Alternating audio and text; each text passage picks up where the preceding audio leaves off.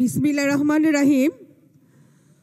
আজকের অনুষ্ঠানের সভাপতি বাংলাদেশ শিক্ষক কর্মচারী ঐক্য জোটের চেয়ারম্যান অধ্যক্ষ সেলিম ভূঁইয়া স্যার, যিনি শিক্ষকদের পাশে সুখ দুঃখে সবসময় থেকেছেন। টেকনাফ থেকে তেঁতুলিয়া, রূপসা থেকে তেঁতুলিয়া সমস্ত জায়গায় তার পদচারণা ছিল। আজকে প্রধান অতিথির আসন অলঙ্কৃত, যদিও তিনি সশরীরে করবেন না, কিন্তু আমাদের মাঝে উনি প্রধান অতিথি হিসাবে উপস্থিত থাকবেন। বাংলাদেশ জাতীয়তাবাদী দলের কো চেয়ারম্যান, আমাদের সকলের তারুণ্যের অহংকার জনাব তারেক রহমান।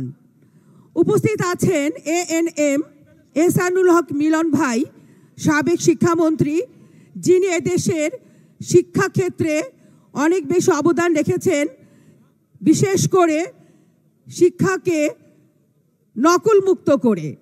উপস্থিত আছেন আমাদের শিক্ষক সমাজের বিভিন্ন জেলা মহানগর থেকে আগত শিক্ষক নেতৃবৃন্দ, ভাই বোনেরা, আসসালামু আলাইকুম। আপনাদের সবার জন্য শুভেচ্ছা এবং অভিনন্দন। আজকে আমি বেশি কথা বলবো না, অনেকেই বলবেন। আমরা এখানে দাঁড়িয়েছি জাতীয়করণের জন্য।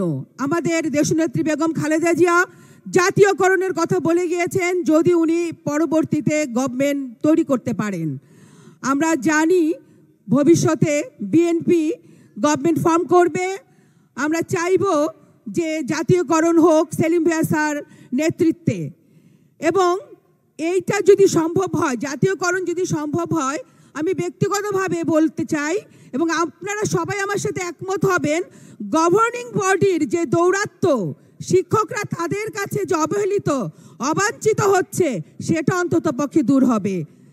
ধন্যবাদ সবাইকে। আল্লাহ হাফেজ। বাংলাদেশ জিন্দাবাদ।